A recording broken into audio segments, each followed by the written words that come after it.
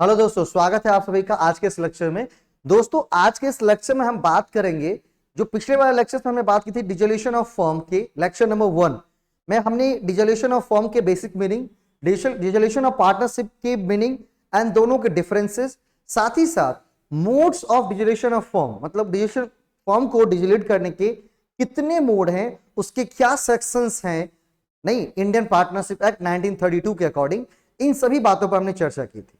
आज का जो हमारा चर्चा है वो है कि अगर फॉर्म डिसोल्यूट होता है, क्योंकि कल ही हमने पढ़ा था कि अगर जो पार्टनर्स हैं, मतलब पार्टनर्स के बीच कोई रिलेशनशिप चेंज हुआ तो उसे कहेंगे डिसोल्यूशन ऑफ पार्टनरशिप।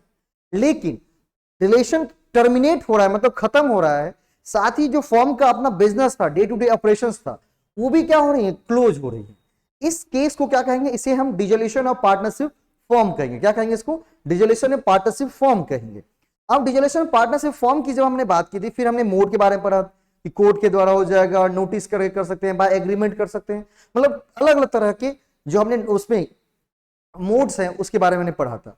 उसका लिंक आपको आई बटन पे दिख रहा होगा, आप वहां पर जाकर क्या कर सकते हैं, उस वीडियो को देख सकते हैं। अगर आपने लेक्चर 1 नहीं देखा है तो जाकर पहले लेक्चर 1 देखिए। आपको इस वीडियो के डिस्क्रिप्शन में भी लेक्चर नंबर 1 का लिंक मैं डाल दूंगा, आई बटन पे लिंक होंगे। नहीं तो आप हमारे वीडियो सेक्शन में जाकर के जो प्लेलिस्ट का है उसमें आप वीडियो सेक्शन है वहां से जाकर के लेक्चर नंबर 1 आप देख सकते हो। ठीक है, लेक्चर 1 में हमने पूरे उसके मीनिंग, उसके जो अंतर है, डिफरेंसेस हैं, उसके बारे में हमने चर्चा की थी। ठीक है, कंटेंट हिंदी इंग्लिश दोनों में रहती हैं, तो चाहे वह बिहार बोर्ड के स्टूडेंट हो चाहे सीबीएसई के स्टूडेंट हो, दोनों के लिए कोई फर्क नहीं पड़ेगा, एक समान कंटेंट उनको हिंदी में, आपको इंग्लिश में, दोनों चीजें मिल जाएंगी। ठीक है, आज हम बात करेंगे किसके, सेटलमेंट्स ऑफ अकाउंट्स। जब फॉर्म डिसोल्यूट होती है तो उस टाइम अकाउंट्स को सेटल करना होता है, क्योंकि आपका पूरा ऑपरेशन बंद कर रहे हैं। जब ऑपरेशन का पूरा डे टू डे ऑपरेशन बंद हो रहा है, क्लोज हो रहा है, मतलब बिजनेस बंद हो रही है, शट डाउन हो रही है बिजनेस की, तो वहां पर एक काम होता है कि जो भी अकाउंट्स हैं उन सबको क्या करना है, सेटल करना है। क्या करना है, उन सबको सेटल करना है। तो सेटलमेंट कैसे किया जाता है, क्या प्रोसीजर है, ये पूरी की पूरी थ्योरी मैं आज समझाने वाला हूं। साथ ही साथ इसी डिसोल्यूशन ऑफ फॉर्म के अंदर मेरा एक प्रैक्टिकल लेक्चर्स भी होगा, जहां पर मैं एक क्वेश्चन पूरा बता करके दिखाऊंगा। तो आप बने रहेंगे हमारे साथ, स्टे ट्यून्ड, स्टे अपडेटेड। ठीक है, और वीडियो अगर पसंद आती हो लाइक शेयर एंड सब्सक्राइब जरूर करेंगे। ठीक है, चलिए बिना समय गंवाए चलते हैं आज के हमारे टॉपिक के ऊपर। ठीक है, अब हमें इंस्टाग्राम, फेसबुक, ठीक है, यूट्यूब के ऊपर भी क्या कर सकते हैं, यूट्यूब पे क्या कर सकते हैं, चैनल को सब्सक्राइब कर सकते हैं। फेसबुक पर क्या करते हैं, उसको फॉलो कर सकते हैं, फेसबुक पे पेज बना हुआ है। मोड्स आ गई थी, ये आ गई आज का जो हमारा चर्चा, settlement of account, settlement of accounts on dissolution. ठीक है, कि जब डिसोल्यूशन होगी तो वहां पर अकाउंट्स जो सेटल किए जाएंगे उसके बारे में चर्चा यहां पर की गई, settlement of accounts on dissolution. अगर सबसे पहले बात करें तो बोला कि इसकी चर्चा, मतलब डिसोल्यूशन जब होता है और अकाउंट के सेटलमेंट की चर्चा कहां की गई है, सेक्शन नंबर 48 में की गई है।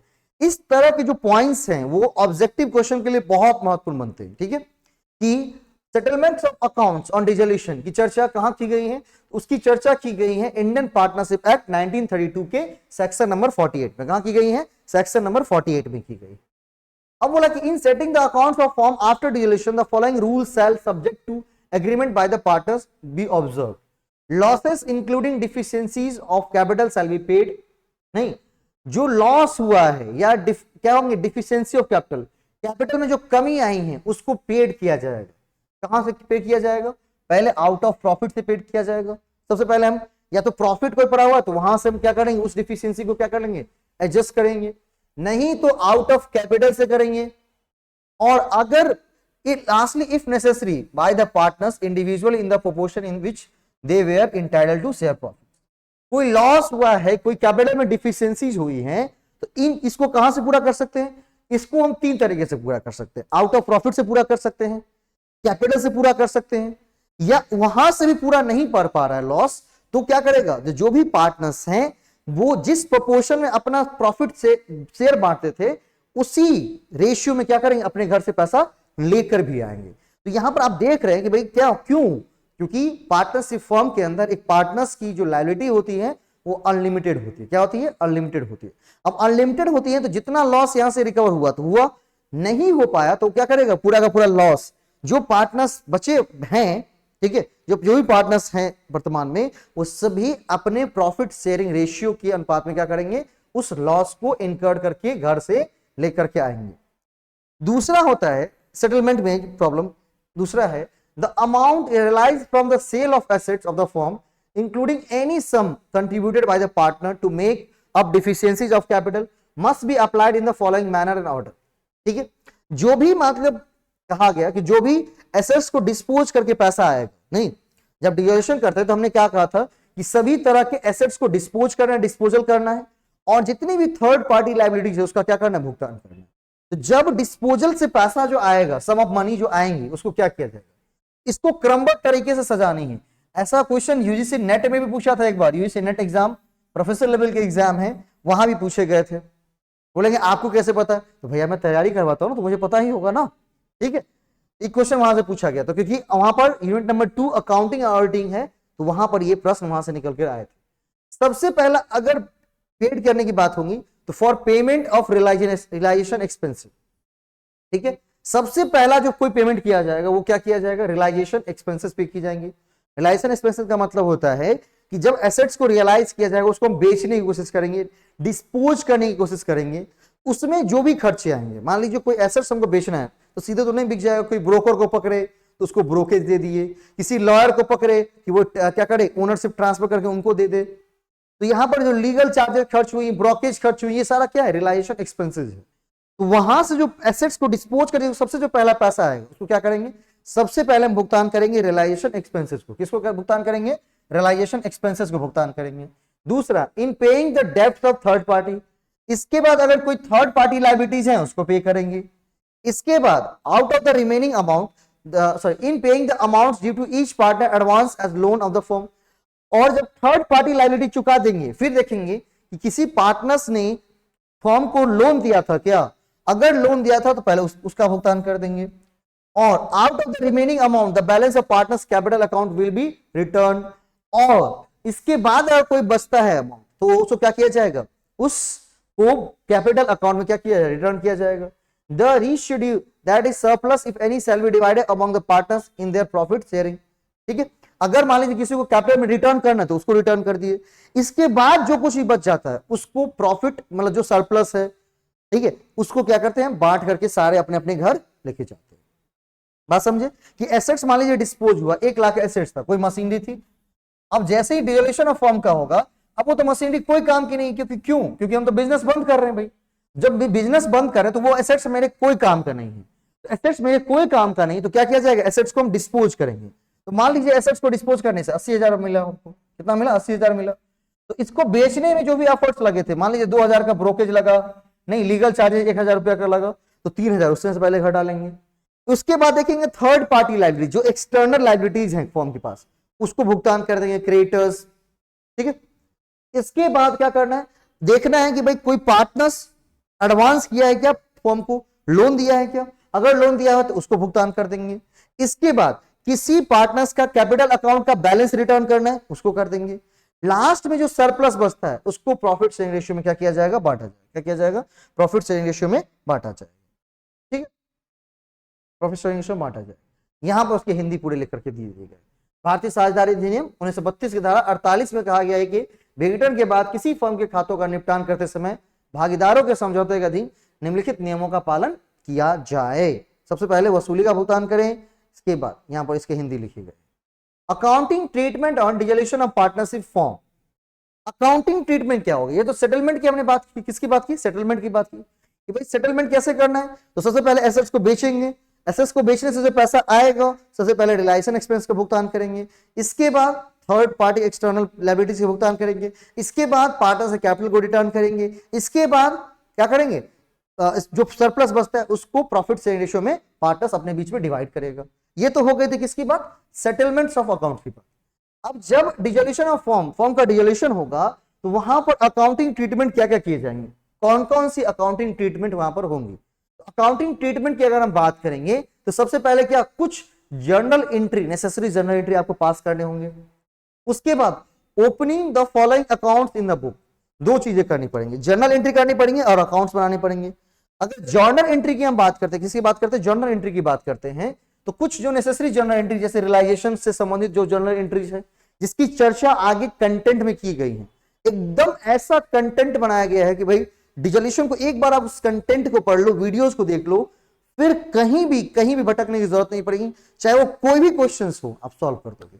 ठीक है, वो बीकॉम के स्टूडेंट्स हो सेमेस्टर 1 के, उनके लिए इंपॉर्टेंट है, 12 के स्टूडेंट उनके लिए इंपॉर्टेंट है ये चैप्टर, ये टॉपिक, यूजीसी नेट के एस्पिरेंट्स हैं उनके लिए भी इंपॉर्टेंट है टॉपिक।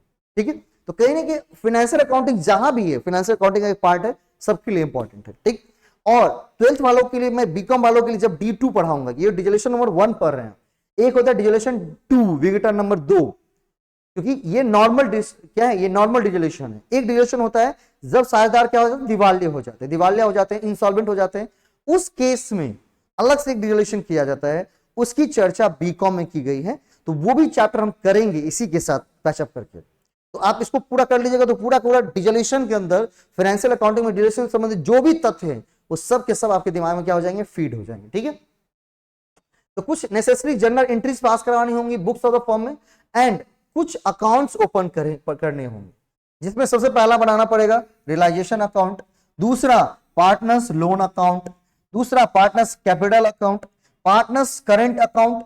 नहीं, अगर पार्टनर्स का कैपिटल फिक्स्ड है, कैपिटल क्या है, फिक्स्ड है, तो पार्टनर्स का कैपिटल अगर फिक्स्ड है भैया, तो वहां पर क्या बनाने पड़ेंगे, दो बनाने पड़ेंगे, current account and capital account. नहीं, करंट अकाउंट और कैपिटल अकाउंट दोनों, पार्टनर्स करंट अकाउंट भी बनाने पड़ेंगे और पार्टनर्स कैपिटल अकाउंट भी बनाने पड़ेंगे। लेकिन अगर पार्टनर्स कैपिटल क्या है, फ्लक्चुएटिंग है, नहीं FLUCT, नहीं फ्लक्चुएटिंग क्या है, फ्लक्चुएटिंग है, तो अगर फ्लक्चुएटिंग है तो वहां पर क्या करने पड़ेंगे, सेबल कैपिटल अकाउंट बनाने पड़ेंगे, क्या करने पड़ेंगे, कैपिटल अकाउंट। फ्लक्चुएटिंग का स्पेलिंग थोड़ा देख लीजिए। ठीक है, फ्लक्चुएटिंग तो क्या करना है, कैपिटल क्या बनाना पड़ेगा, कैपिटल अकाउंट बनाना पड़ेगा, वहां पर केवल क्या बनाएंगे हम, कैपिटल अकाउंट बनाएंगे। ठीक है, और बैंक और कैश अकाउंट बनाने पड़ेंगे, लास्ट में क्या करेंगे, बैंक और कैश अकाउंट बनाएंगे। तो करीबन अगर हम बात करें कितनी अकाउंट बनानी पड़ेंगी, realisation, partners loan, partners capital and bank और कैश अकाउंट। हाँ, लेकिन अगर फिक्स्ड हो गया तो वहां पर दो बन जाएंगे, पार्टनर्स करंट अकाउंट भी बनानी पड़ेंगे और पार्टनर्स कैपिटल अकाउंट बनानी पड़ेंगे। ठीक है, तो ये सारे अकाउंटिंग ट्रीटमेंट करने पड़ेंगे, क्या कुछ नेसेसरी जनरल एंट्री करनी पड़ेंगी और अकाउंट्स बनाने पड़ेंगे। तो जो नेसेसरी जनरल एंट्री करनी पड़ेंगी उन सभी की चर्चा यहां पर। सबसे पहला क्या करना होगा, हमें जितने भी लायबिलिटीज हैं उन सबको क्लोज करना पड़ेगा। क्या करना पड़ेगा, सभी तरह की liabilities, all assets and liabilities को क्या करना पड़ेगा, क्लोज करना पड़ेगा। क्या करना पड़ेगा, क्लोज करना पड़ेगा। यहां पर एसेट्स होंगे, वेरियस एसेट्स, यहां पर क्या हो जाएंगे, एसेट्स हो जाएंगे, वेरियस एसेट्स। सबसे पहले एसेट्स को क्लोज करेंगे और लायबिलिटीज को क्लोज करेंगे। तो सबसे पहले कौन सा हुआ, एसेट्स वाला, वहां पर लायबिलिटीज लिख दी गई, एसेट्स। तो बोला कि ऑल द एसेट्स, और कैश और बैंक को छोड़ करके, मतलब कैश और बैंक बैलेंस को छोड़ करके जितने भी एसेट्स हैं, चाहे वो फिक्स्ड हो, करंट हो, कोई मतलब नहीं, उस सब को क्या करना है, क्लोज करना है। क्लोज कैसे करेंगे, तो उन सबको रियलाइजेशन अकाउंट में ट्रांसफर करेंगे। क्या करेंगे, उन सबको रियलाइजेशन अकाउंट में ट्रांसफर करेंगे। एंट्री क्या लिखेंगे, realisation account debit to sundry assets account, by name लिखना है, ये नहीं sundry asset, by name. To machinery है तो to machinery, to plant, to building, मतलब नेम वाइज इसको हम क्या करेंगे, लिख लेंगे। क्या करेंगे, नेम वाइज हम लिखेंगे। मतलब कहा कि बैंक और कैश को छोड़ करके, बैंक बैलेंस और कैश बैलेंस को छोड़ करके फॉर्म के जितने भी एसेट्स हैं, चाहे वो फिक्स्ड हो, करंट हो, उन सबको सन्ड्री एसेट्स के नाम पर क्या करना है, रियलाइजेशन अकाउंट में ट्रांसफर कर लेना। क्या करना है, रियलाइजेशन अकाउंट में ट्रांसफर कर लेना है। दूसरी जो एंट्री हो जाएगी, for closing accounts of various liabilities, जितने भी तरह की लायबिलिटीज हैं, नहीं जितने भी तरह के लायबिलिटीज हैं उन सब का भुगतान करने, क्या करना है, उन सब का भुगतान करना है। हाँ, उन सब का भुगतान करना है, उसको भी क्लोज करेंगे। और उसको क्या करते हैं, रियलाइजेशन अकाउंट में भी ट्रांसफर करते हैं, उसको भी क्या करते हैं, रियलाइजेशन अकाउंट में ट्रांसफर करते हैं। और जब रियलाइजेशन अकाउंट में ट्रांसफर करेंगे तो क्या हो जाएगा, sundry liability account, sundry liabilities account debit, sundry liabilities account debit to realisation account, to realisation account.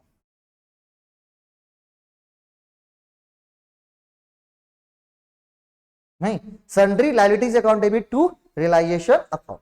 नहीं, एसेट्स को जब क्लोज करना है तो क्या लिखेंगे, realisation account debit to sundry assets account.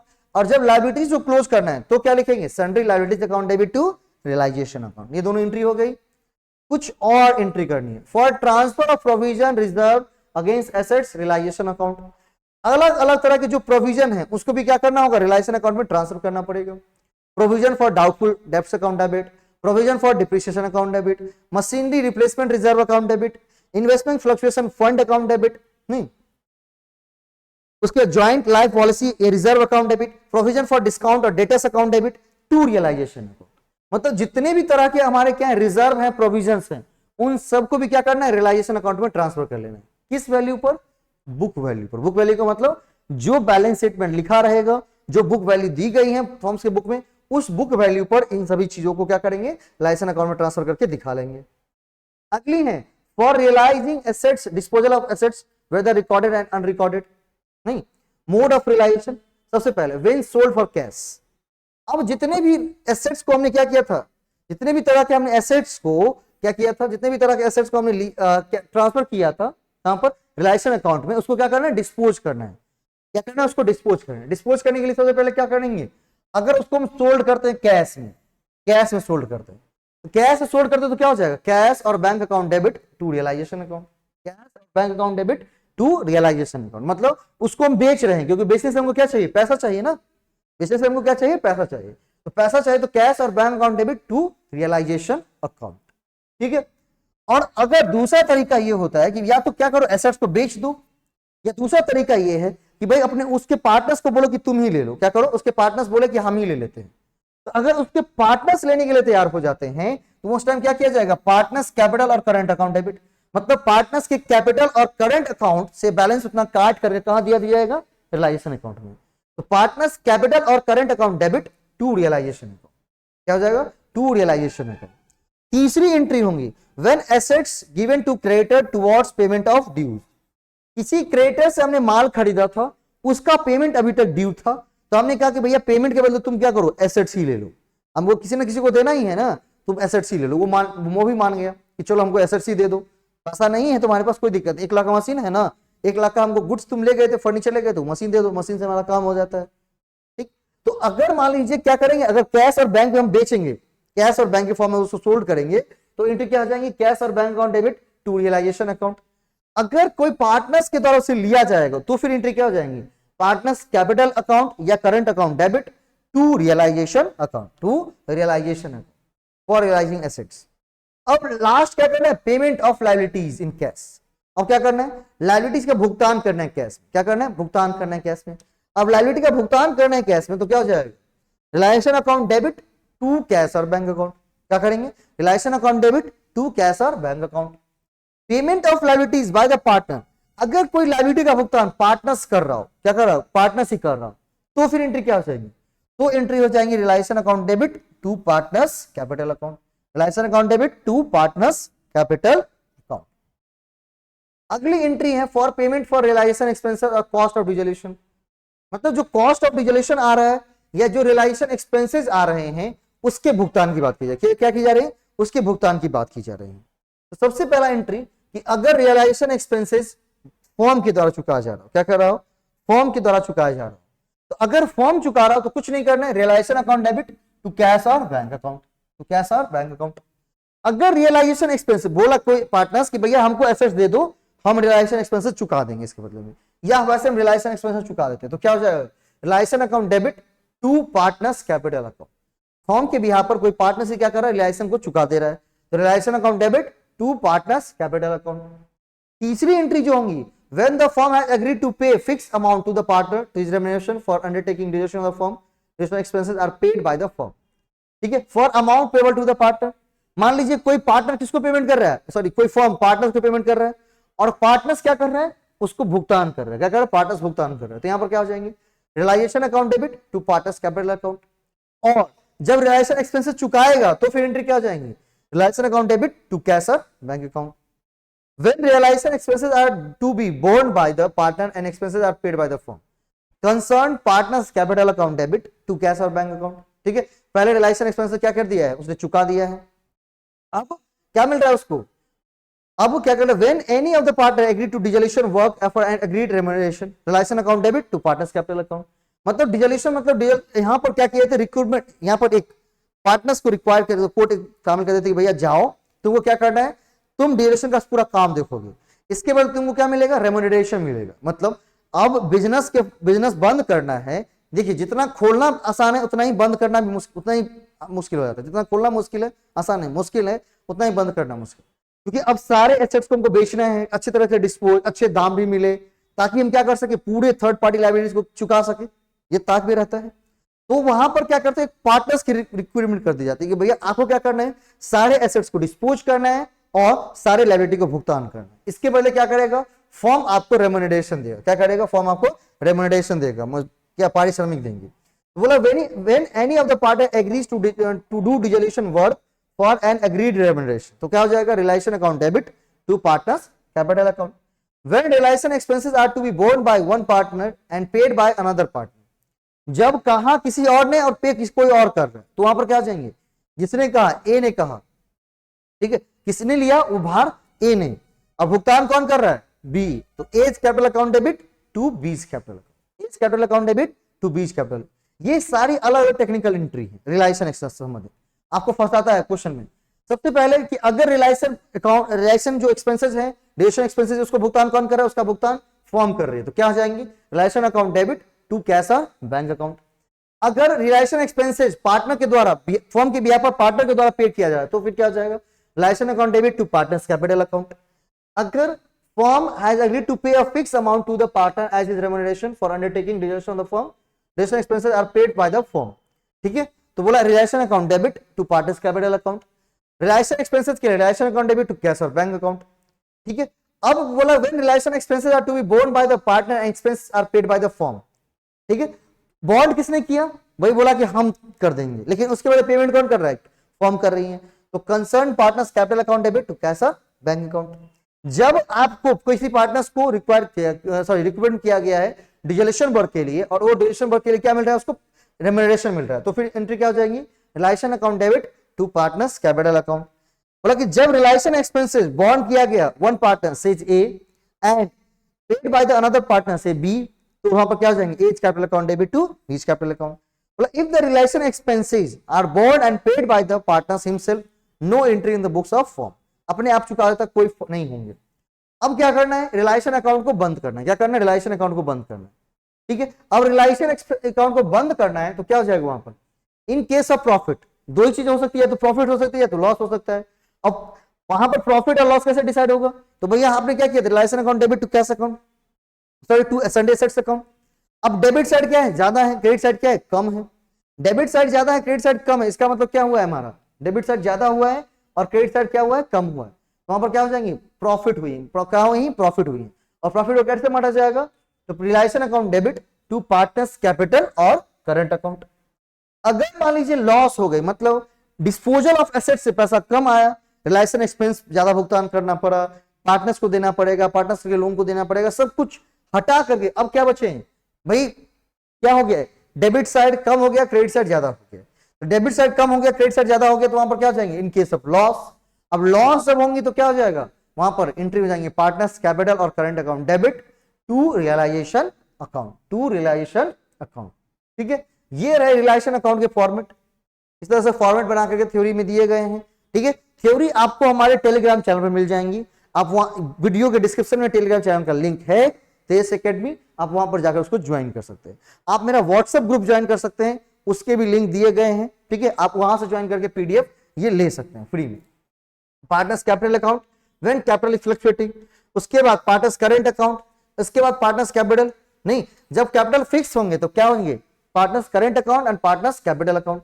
जब पार्टनर्स कैपिटल फ्लक्चुएटिंग होंगे तो केवल और केवल क्या करना है, केवल पार्टनर्स कैपिटल अकाउंट बनाना है। क्या करना है, केवल और केवल पार्टनर्स कैपिटल अकाउंट ही बनाना है, ठीक है। तो ये उसके बाद रियलाइजेशन अकाउंट बनाएंगे, उसके बाद पार्टनर्स कैपिटल अकाउंट, और लास्ट में क्या बनाना है, कैश और बैंक अकाउंट, जहां की कैश और बैंक का बैलेंस, कैश और बैंक का बैलेंस यही बताया, कैश और बैंक का बैलेंस बताएगा। फिर ये देखना है कि क्या करना है, पेमेंट करना है या मंगवाना है, क्या करना है, पेमेंट करना है या मंगवाना है।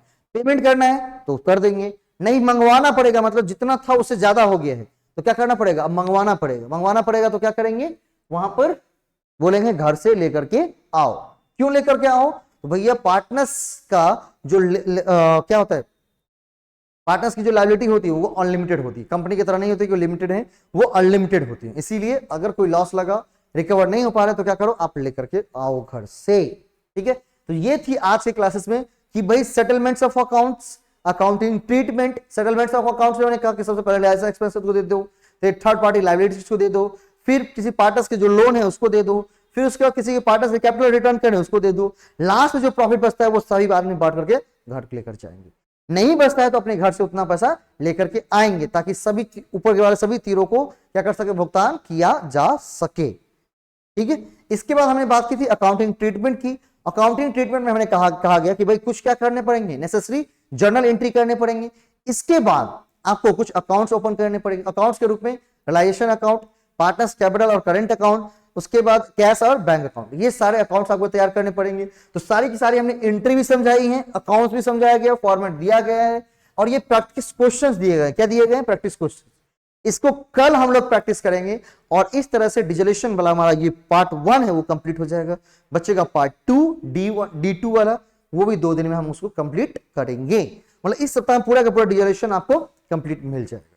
ठीक है, और यदि हमारा पेड कोर्स ज्वाइन करना चाहते हैं तो निश्चित रूप से आप संपर्क कर सकते हैं, कॉल कर सकते हैं। आप पेड कोर्स के लिए पूरी की पूरी जानकारी ले सकते हैं। एप्लीकेशन पे भी कोर्सेज चल रही है, वहां से भी जाकर के आप डायरेक्टली परचेज कर सकते हैं, किसी के सहयोग की वहां पर आपको जरूरत नहीं होती है। अगर जरूरत महसूस हो तो आप कॉल करिएगा, निश्चित रूप से सपोर्ट किया जाएगा।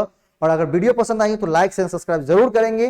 तब तक के लिए जय हिंद, जय भारत, राम राम।